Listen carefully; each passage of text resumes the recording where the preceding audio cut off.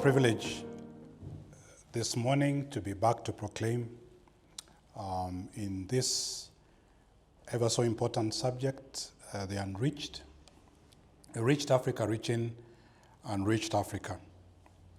I'll be speaking on how we can leverage our careers for missions, and then at the end, especially focus on leveraging our careers for missions to the unreached. As I set off and thinking about this topic, I was reminded about how, like me and most Christians in Kenya, we grew up with a picture of a missionary as a middle-aged, white, bearded man with a 4x4 who probably spoke broken Swahili, held a big Bible, and would gather children together to teach them stories about a God. A more improved version as we grew up was that missionaries are the most spiritual Christians in a church, those who are given, called to full-time ministry, and the idea of the ordinary Christian in a day job or career being a missionary was alien. In other words, since those pursuing day jobs, careers, are focused on earthly work, they could not possibly be involved in missions.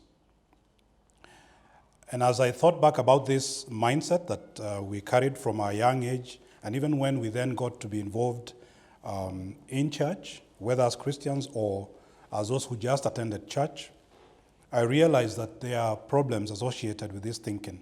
Three of them. One is that missions and career are incompatible. That is, the secular and the sacred are not reconcilable. One must give up one to pursue the other. So one must either take missions or career, and the two cannot be pursued together. The second problem is that it assumes that missions is for missionaries.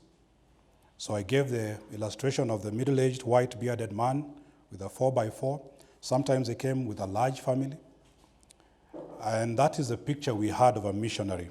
And missions was really for them. So again here, it points out to that missions is exclusive to those who are devoted to the work of a church, like church planters and missionary workmen. And then the third problem I see as assumed in this thinking is that missions is about places. And so the European was going to Africa, and more Europeans therefore were needed to go to the unreached parts of Africa and other fringes of the earth. The African did not feature in this conversation. He was always the recipient of the mission pursuits of others, mainly the white people.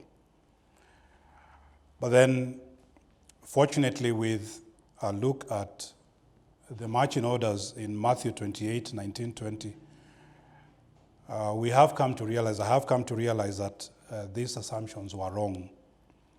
Missions is about making Christ known where his name has not been heard, or where it has been heard but largely misunderstood, so that all people everywhere may know, may bow a knee to Christ, and be gathered as a local community of Christ's people in his church.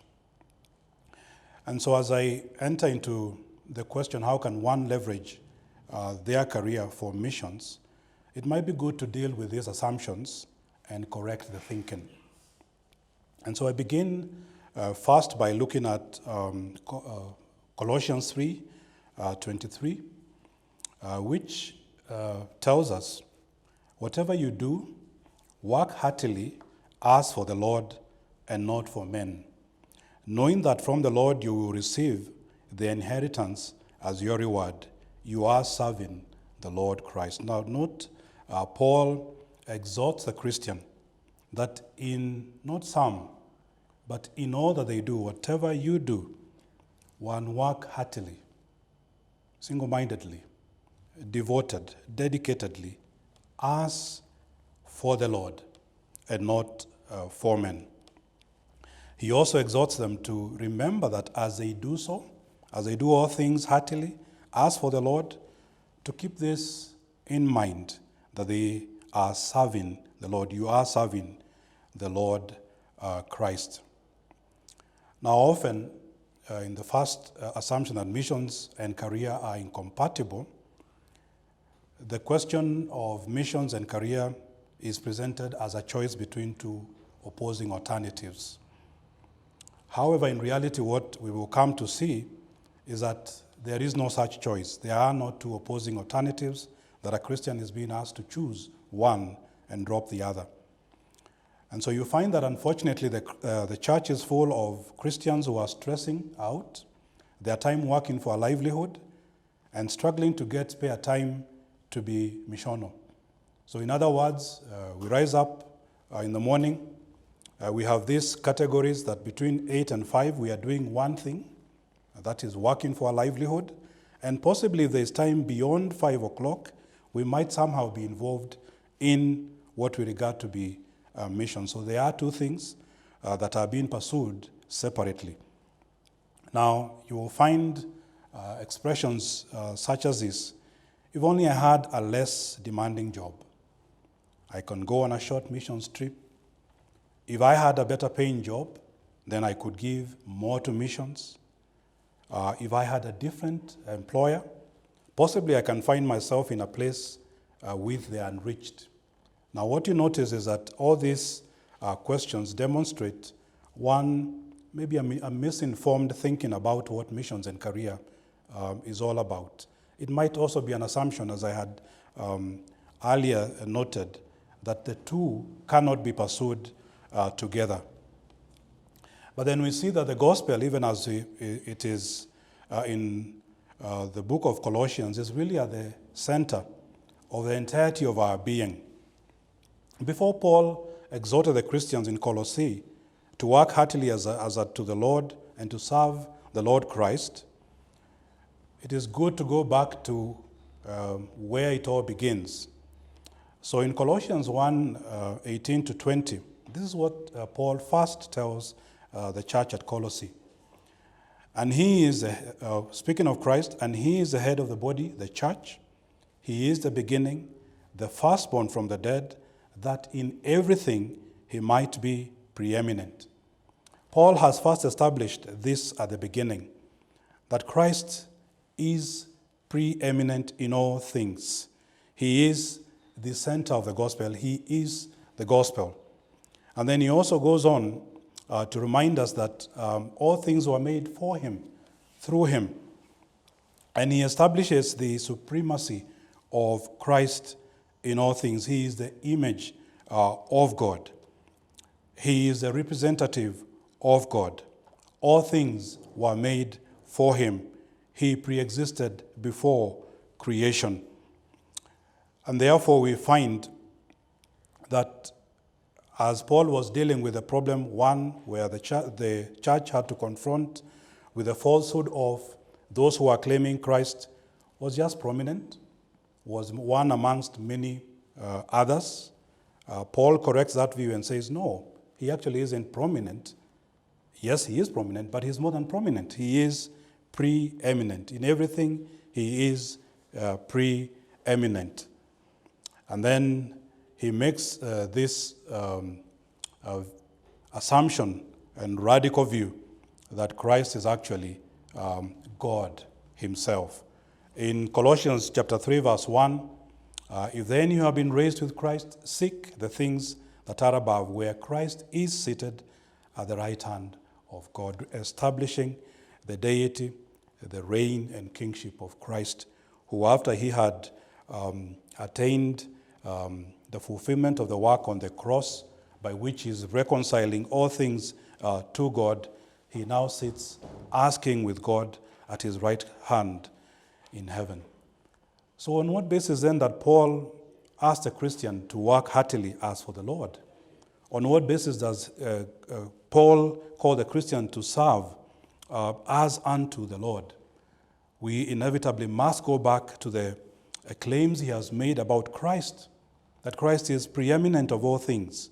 He is king, he reigns seated at the right hand of God. The boldness to attempt to work as unto the Lord. The boldness to attempt to work serving Christ must first be seen in accepting, appreciating the daring claim that Paul makes of who Christ is. That Christ is the center of the gospel. And this gospel is therefore to affect us in the way in which we worship, whether it be as it starts off with the church, whether it be in our relationship as husband and wife, and then of course in Colossians 3:23, as we have read, in the relationship between master and servant. All this is applying first the identity of the Christian in Christ. The worker's identity is in Christ.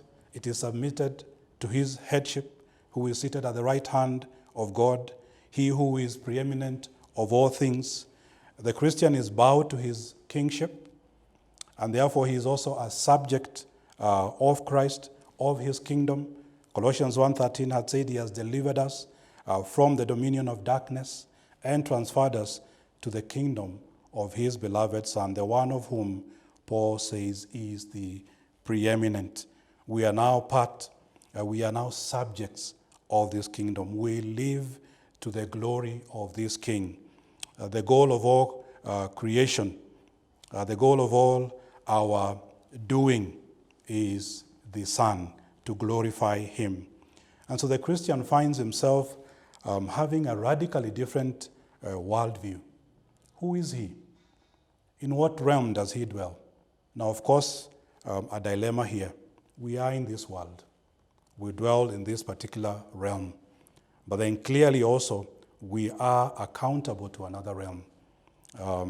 In Colossians 3:2, Paul had already exhorted the Christian, set your minds on things that are above, not on things that are on the earth.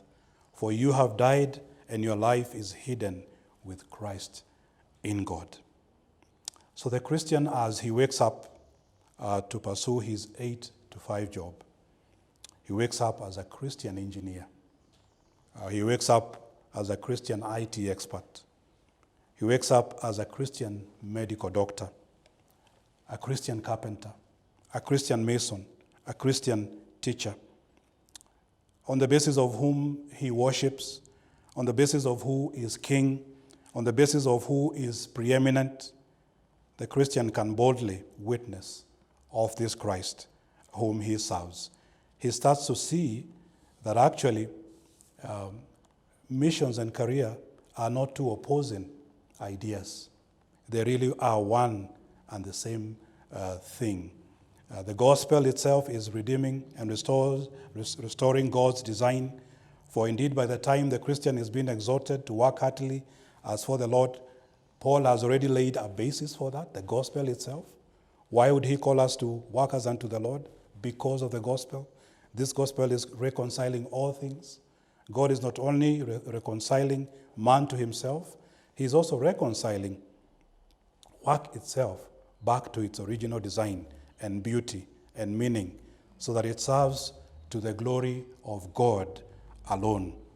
So that our acceptable daily engagement is not only profitable, is only profitable in the finished work of Christ, for the ultimate goal of all work must be the glory of God. We work not merely to meet our daily needs, but we work ultimately to glorify God. We start to see the element of the gospel affecting the way in which we view our work. And they surely should have a massive opportunity for those who spend much of their time working for livelihood and looking for spare time to be missional. So that these categories we have in our minds, where from 8 to 5, I consider myself as working in a secular job. And then after 5, perhaps if I have time, I can start being involved in what some have described as the sacred or spiritual job, is not existent. So to begin to think of the Christian worker considering missions, one must believe the gospel. Christ must be preeminent. He must be the author of all things. He must be the creator of all things. In him, through him, and for him were all things created.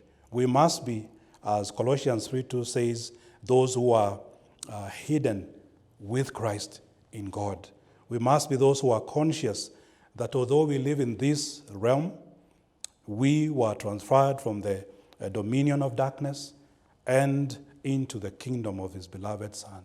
So we walk here as subjects of a king who reigns above, seated at the right hand of God. And therefore, in all things that we do, really it is a call to serve and glorify him.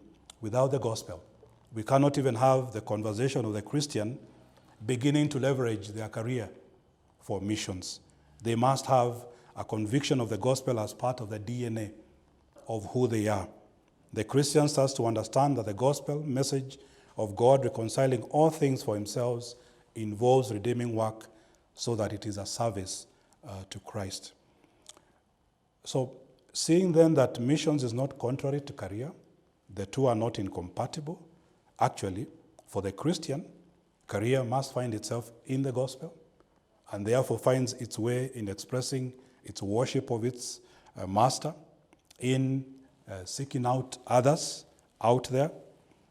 Then we move to the second assumption, which I found to be wrong in the way in which we have thought about missions and careers. The second one being missions is for missionaries, the bearded man. And then the improved version, missionaries are those who are spiritual Christians, those who are given to full-time ministry. So again, other categories. They are special Christians, specially gifted to the call of missions. And it is exclusive to them, those who devote their daily work to either church planting or other missionary exploits. But then what we find is that missions is not just something we do by changing hats. Rather, as a mission people, it is what we are at all times. It is a function of who we are, not something we become after 5 p.m. or on weekends when we are not involved in our day-to-day work. To dare to say that careers are actually not what you say antithetical to missions, so that one can only be if the other is not there. Missions is what we ought to be. It is not something we just change when we talk about changing hats, that after 5 p.m. now I wear the mission hat. All of us are called to be in one way or another involved in missions. And perhaps then we must deal with this separation of the secular from the sacred. In Genesis 2:15, God established what we often refer to as a cultural mandate of man. That is, he was created and charged to work the garden and to keep it. The Lord took the man and put him in the Garden of Eden to work and keep it. So before the fall, God, in creating man in his own image, assigns him a task. And this task was the first edict: work the garden and keep it, tend over it. And we see Adam and Eve falling straight into that edict. They start naming animals, one by one. And they go about doing this task that they were given, working and keeping the garden. That was before the fall. And now when the fall happens, of course, things change. Whereas before, the garden was actually the home. It was also the place of worship where Adam and Eve met with God. It similarly was actually the place of work, because this is where they were called to work by working and keeping the garden. The element of this edict did not change because of the fall. The worker has fallen, but work as an edict remained. They were to continue working. Now, of course, work was cursed. It would be toilsome, tedious, and sometimes futile, but work remained. And we see that in the worker being redeemed, in the way in which he is to view his work, just as we have seen in Colossians 3:23, a harmony of the original design, the beauty and meaning of his engagement in work is being restored. So it must first therefore be good to address our theology of work, a theology that has not me at the center, with prayer and God as a consultant, an advisor of some kind in the peripheral, that we pray only for God to give us certain careers, and the best we can do is to pray for Him to allow us to be diligent in those careers, to earn our paychecks. That really is just about us, keeping us, giving us promotions, giving us a better job. It really is a focus on us, and not really the one whom we ought to focus. That is God, who ought to be the center and source of all work. All work should work to glorify Him, in line with the original edict of work, because work is part of His storyline. He began in creation, it continues despite our fall, and He is redeeming it, even as we see in Colossians, when the Christian is being called to engage in work as a way of glorifying Christ. And thankfully, Paul opens a window for us to the life of a missionary. Right in this same book of Colossians 4 and verse 14, Paul, in closing and sending greetings as his usual custom, writes this in Colossians 4:14. Luke, the beloved physician, greets you, as does Demas. In his missionary journeys, Paul would be accompanied by his partners in the gospel work. And one of them he describes for us in Colossians 4 is a person who happens to be Luke. He's actually Luke, the one who wrote the missional book, the book of Acts. Luke also happens to be a physician. Luke was a doctor. And it is important that Paul points out this. Luke, the physician, was part of his missionary journey.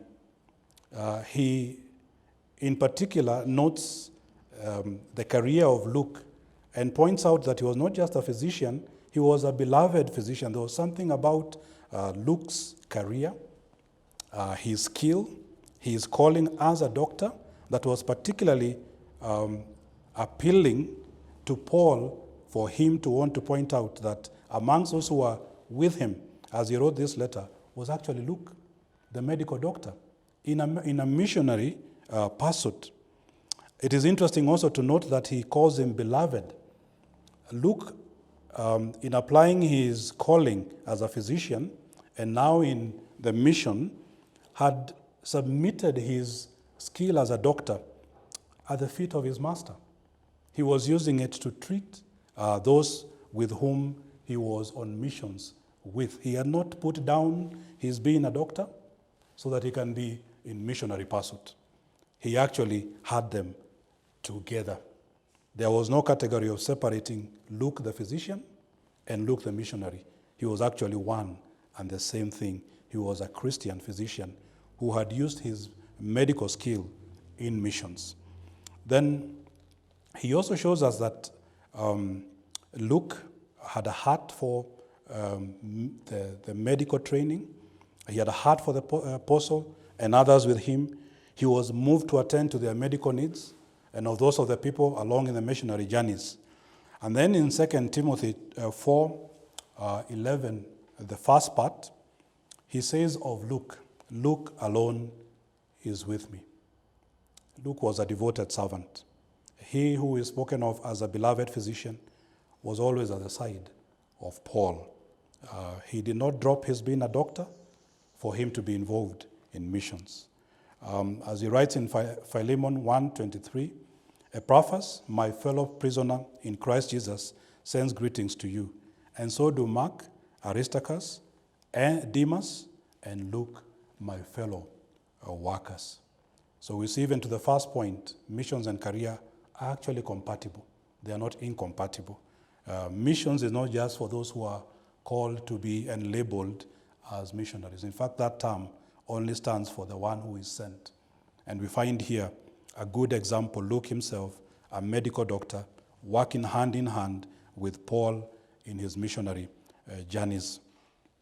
So whether it is in business, We have exhortations, Deuteronomy 8:17, beware lest you say in your heart, my power and the might of my hand have gotten me this wealth. The Lord, in speaking to the children of Israel and charging them to enter the promised land, has warnings for them. When they enter and they prosper, and the land gives them wealth, he warns them that they may not say in their hearts that power and the might of their hand has given them wealth. They must remember where that wealth has come from. The source of all work being God, as we saw in Genesis 2:15. What if it is skill and employment, not necessarily business? There were exhortations right from the Old Testament. Exodus 31:1. The Lord said to Moses, see, I have called by name Bezalel, the son of Uri, son of Ur, of the tribe of Judah, and I have filled him with the Spirit of God. To do what? With ability and intelligence, with knowledge and all craftsmanship, to devise artistic designs, to work in gold, silver, and bronze, in cutting stones for setting, and in carving wood, to work in every craft. God speaks of these men as people who are gifted by him. In doing what? What was their career? To work stones. You talk about a mason. Carving wood. Talk about a carpenter. These are gifts from God. So whether it is to apply it to one's skill or one's employment, we have a clear illustration here that all these things are gifts from God. So how else can we separate secular from sacred? We see it as a distortion of the message.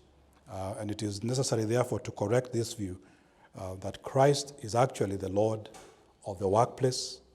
He's the Lord of the marketplace. He's the Lord of the business place. And thankfully, again, Paul gives us an example of others with him who had meshed their careers together with missions as it ought to be for the Christian. Here we turn to the book of Acts, chapter 18, verse 1-2. After this, Paul left Athens and went to Corinth, and he found a Jew named Aquila, a native of Pontus, recently come from Italy with his wife Priscilla, because Claudius had commanded all the Jews to leave Rome. So there's a couple here, Aquila and Priscilla. They had been relocated from Italy because there was persecution there. They had left Rome at the command of Claudius, and he went to see them. And because he was of the same trade, he stayed with them and worked, for they were tent makers by trade. Paul, visiting Corinth, meets this couple. And there's something particular that attracts him to them. For all we know, we do not know whether it is, certainly it might have been they were Christians before meeting Paul. They may have met others who had been with Paul and had come to faith, probably. The fact that Paul chooses to visit them and actually live with them and pursue what he himself was, a tent maker, alongside them, shows that he regarded their involvement in this work not as something that was separated from what they did. Actually, he engaged with them in exactly what they were doing, tent making. And because he was of the same trade, he stayed with them and worked, for they were tent makers by trade. Of this couple, then in verse 18 of the same chapter 18 of Acts, after this, Paul stayed many days longer, and then took leave of the brothers and set sail for Syria. And with him, Priscilla and Aquila, the tent makers. They have formed a relationship with Paul that causes them to be involved in his mission work. Verse 26, he began to speak boldly in the synagogue, but now speaking about Priscilla and Aquila themselves involved in missions.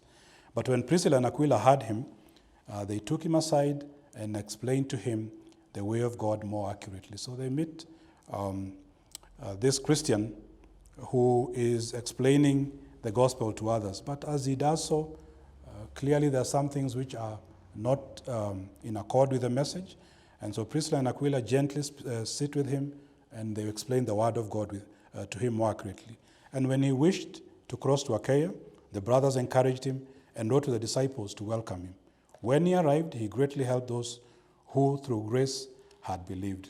Tent makers by trade, communes with Paul, takes part in his missionary journeys, of course, left behind, and they are now engaged in discipling others, one of whom we are told, out of an error, corrected by them, he himself becomes one who greatly helps others through grace, and they believe.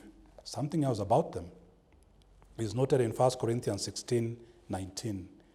The churches of Asia send you greetings. That's Paul writing. Aquila and Priscilla, together with the church in their house, send you hearty greetings in the Lord.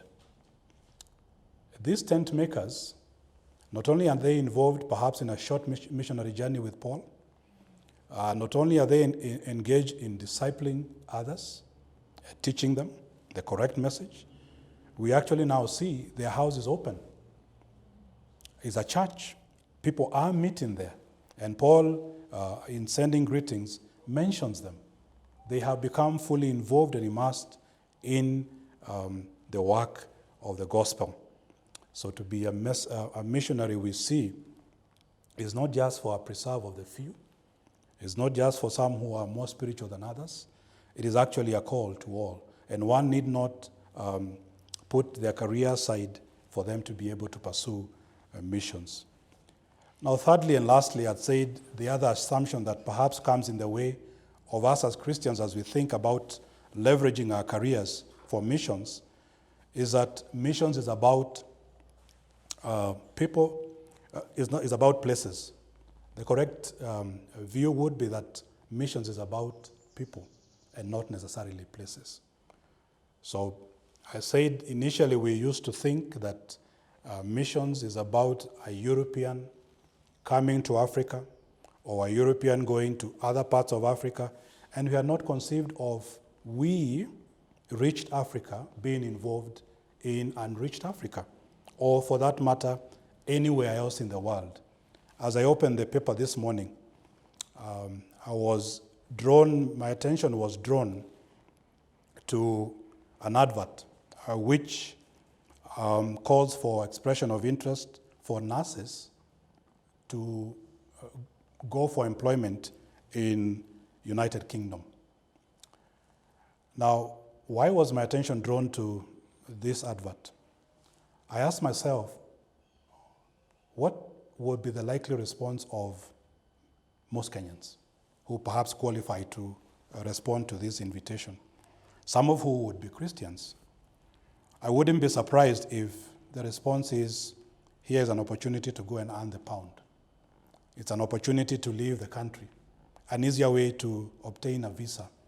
It's an opportunity for me to find a career elsewhere. And that be it. Now, is it wrong for people to pursue careers elsewhere? Is it wrong for them to even pursue that in the UK? Certainly not. Sadly, not many would see this as an opportunity to actually go to the West, where there is actually now a need of the gospel. So imagine an us who is in a fairly comfortable job, well-paying in Kenya. Would they give that advert a second thought? Very likely they wouldn't. And perhaps it is them, a Christian, in that situation who should look at that advert and say, I am willing to give up my present stable, comfortable career and go to the UK, not merely to earn the pound, that will happen, but especially that I may seek opportunities to share the gospel with those in the West who are here today, are actually in the need of the gospel. Debunking the myth that missions is about places. It really is about people, of course, necessarily who live in certain places. All irrespective of race, those who are Christians have already received the marching call to go and make disciples of all men. And so unless we see that souls are dying without Christ, it might be difficult for us to be moved to go. Why? We will be divorced from the task and regard the work merely in geographical terms, and thereby excuse ourselves. Oh, those people are in the hot Sahara Desert. That's a place only the Wazungu go. Africans are not involved in such kind of missions. It's Somali, it's dangerous. The Somalis will sort out their problems. Maybe after they sort out their problems, the church can go and have a footing there. And we think of missions purely on the basis of geography. And so we can excuse ourselves not to be involved in missions. But missions is really about people. And seeing that there are Christians out there dying without Christ. This one who Paul presents in the book of Colossians as the preeminent, the one who is reigning, seated at the right hand of God, of whom all things were made through him and for him. Unless we are compelled by the gospel and realize that without Christ, people will die without a hope, as Acts 4:12 reminds us. There is salvation in no one else, for there is no other name under heaven given among men by which we must be saved. We must leave our comfortable Jerusalem and go beyond Judea, Samaria, and to the ends of the earth. For us specifically, we must leave our reached Nairobi and be willing to see the unreached parts, even of Kenya itself in the north, of the rest of the continent out there, Nigeria and the others, which have been so prominent in the news, because we know, as Romans 10:14 tells us, how then will they call on him in whom they have not believed? And how will they believe in whom they have never heard? And how will they hear without someone preaching? The call is to all of us to go, therefore, and make disciples of all nations, irrespective of where that nation is. And when we get to see the many people groups today, even in this Nairobi, thinking about the people groups from especially the northern fringes, the coast, the Malakote, who actually have communities within Nairobi itself, but perhaps in places where most people in careers would not want to be involved in. And so we actually don't even see the need in our next door, where there are unreached people within our own city and unreached peoples beyond our cities and the continent as a whole. Do we have a burning desire to see the gospel preached and good gospel churches planted in the ends of the earth, nations and people groups? The places where there is no visible witness of the gospel. Missions is about those people, those who have never heard about Christ and will never hear about Christ unless we are willing to go. Now, just to refocus the subject more to the unreached areas of the world and closer home to Africa, we'll find that most of these places are not your usual free places of access. Once there, you'll unlikely find opportunities for open-air crusades, or there will be no opportunities for church planting allowed, sometimes by law, sometimes just by practice, let alone sometimes even being allowed to have a Bible with you. Yeah. Or missionary visas are not available. And therefore, the opportunities that are often open to societies such as ours, where the church can go wherever the church desires to be, those places are unique in themselves. But although those areas are locked, we see an open opportunity in the marketplace, the workplace, and the business place. They welcome investors into their countries, irrespective of where they come from. They welcome professionals into their country, irrespective of where they come from. And so think about the number of Kenyans we hear who are involved in professions and business in other countries in Africa. So you talk about Botswana, built by who? Talk about Kenyans. Think about Angola. Elsewhere conflict societies, now post-conflict, again we hear built by Kenyans. Think about whichever that country be, and we hear of stories of successful Kenyan professionals who have turned around economies. Are there not Christians, Kenyans, who have gone to those countries, not just with the mind of taking advantage of the business space for their own profit, but especially for the sake of the gospel. You realize that we need to see where the church cannot do the ordinary church mission, plant, vision. The door is not closed. It is not necessarily closed. The Christian has an open opportunity to be involved, knowing that Christ is the Lord of the marketplace, Lord of the workplace, Lord of the business place, and be involved in missions in those areas where church cannot be done the way it ordinarily would be done. But then we must be willing to accept that we do not drift into missions. There must be a deliberate acceptance that those places need to hear the gospel. And that the people who will take the gospel there, especially where it is difficult for the church to do it openly, will be us, Christian professionals. It will be us, Christian business people. Opportunities will be open through the very things that we do. We saw Luke the doctor accompanying Paul in his missionary journey and attending to their medical needs in their mission pursuits. So then, how do we apply it to the subject, leveraging our careers for missions? One, to note that we are not asking that we do anything new. Rather, it is a call to a awakening that requires a radical mental paradigm shift. We said before Paul gets to exhort the Christian to work heartily as unto the Lord, he has already made the daring claim, the Lord is preeminent.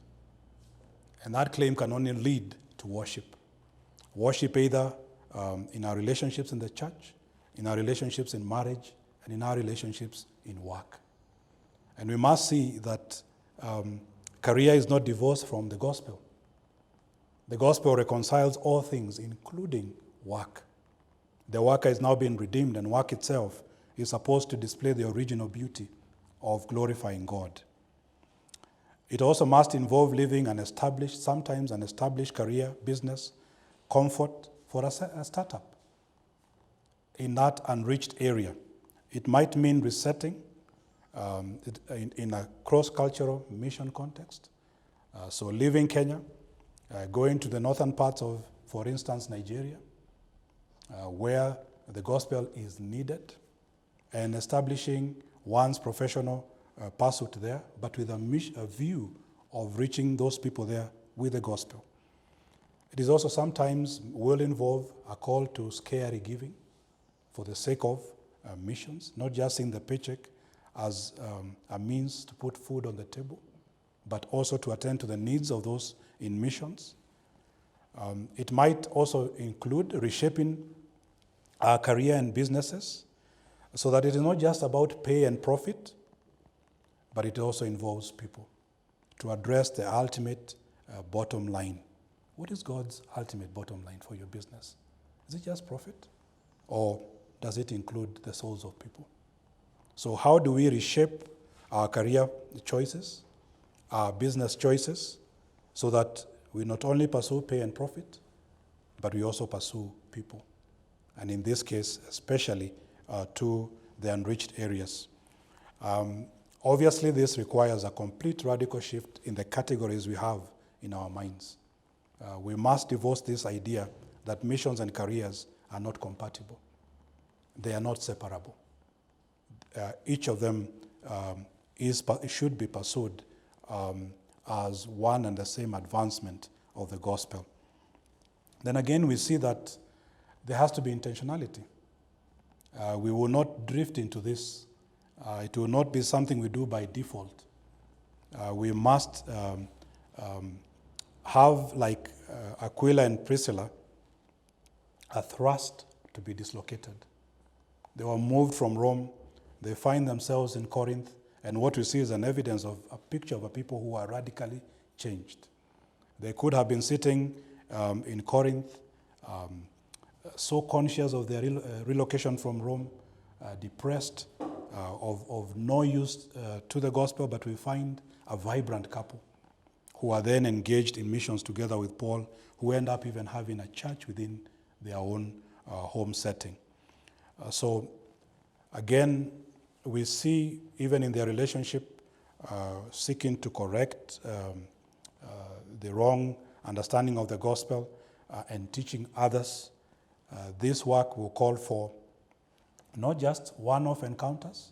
So when we think about missions to the unreached, we are not thinking about a hit and run. We've said these areas most likely will be dangerous areas. They will not be open to this message that we are carrying. And so we must invest in long-term relationships.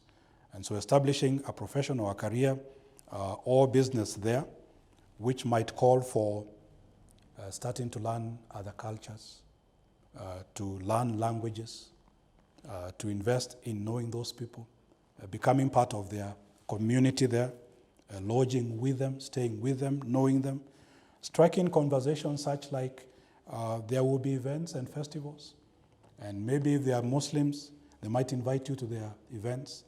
They might wonder, and what events are important to you and your faith, and you'll have opportunities to share with them your faith. You will ask them, can I tell you about my faith? Can I tell you about whom I believe? Can I tell you about what I celebrate?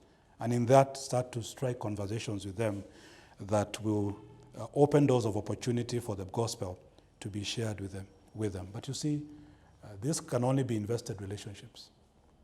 They are not one-off hit and run misses.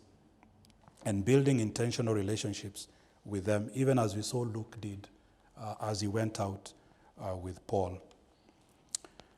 What therefore will be the role of the church? The church, as one saint helpfully said, is always in crisis. Only so often she is unaware.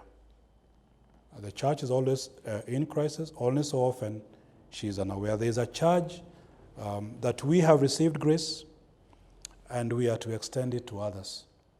Now, we may be aware that we have received grace, but we often forget that we extend it to others.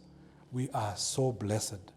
Think about Emmanuel Baptist Church, for instance, or the churches that are in Nairobi. If you talk about resources in terms of books, the Bibles, people who are taught and can handle the word correctly. But that is not the situation elsewhere. In fact, we say we are spoiled. But unfortunately, although we are so greatly gifted, we realize that we have forgotten to extend this same grace to others. And we have become recipients of the gospel without necessarily being those who share it out with others. The church is therefore, in this call of leveraging people's careers for mission, definitely going to look out to convert what we regard as a Sunday talk to a Monday walk.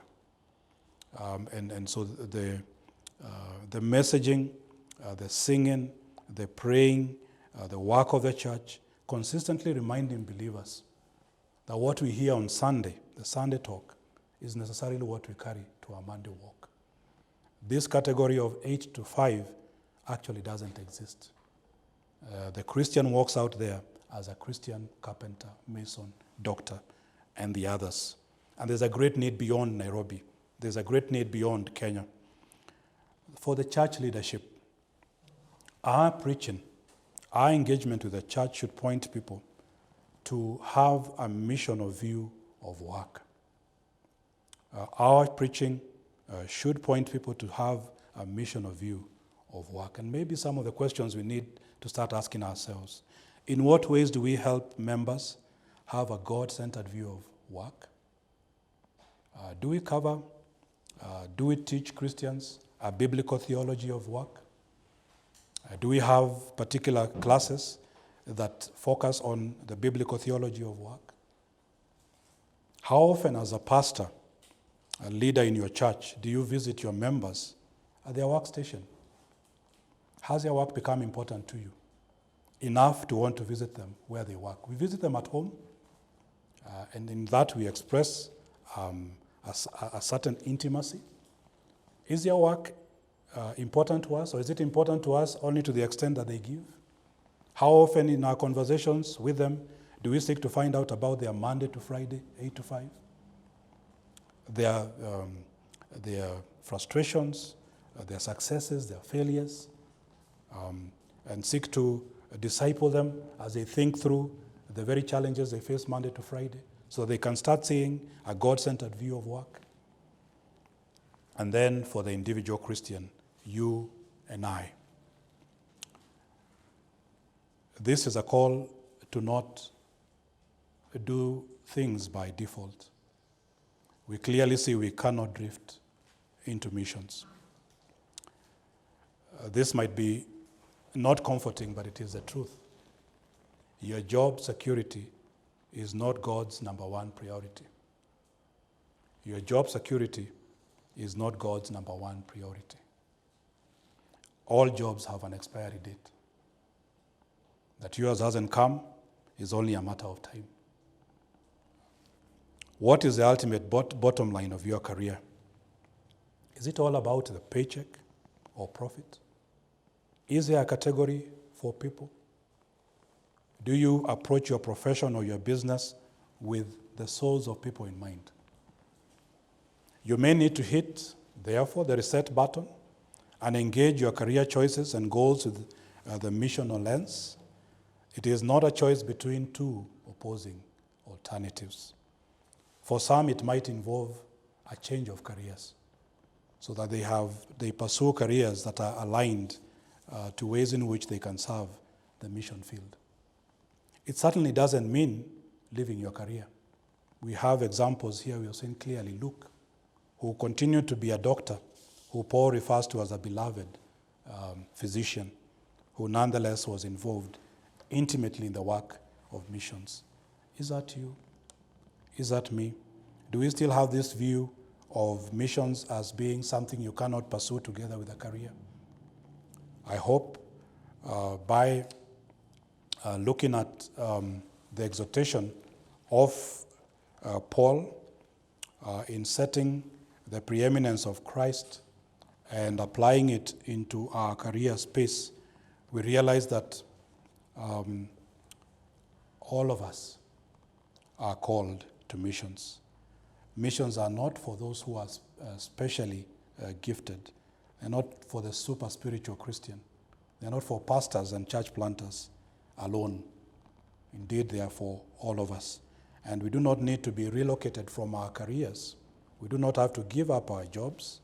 Sometimes it might mean that, but it is not always the case.